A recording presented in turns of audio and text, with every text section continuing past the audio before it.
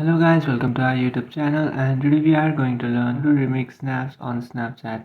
So let's get started. So to remix snaps on Snapchat, what you have to do is first of all open up your Snapchat application.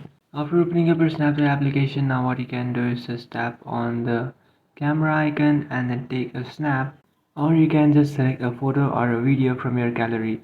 So what I'll do is I'll just select a photo or a video from my gallery.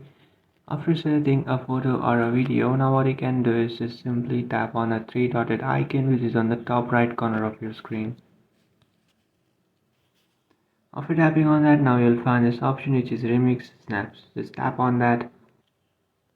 After tapping on that option, now you'll find a bunch of options to remix your snaps. So there are 5 options. So this middle option, what this does is your video or your face will flicker above that video that you are trying to react on. So this is the first option, and this is side by side.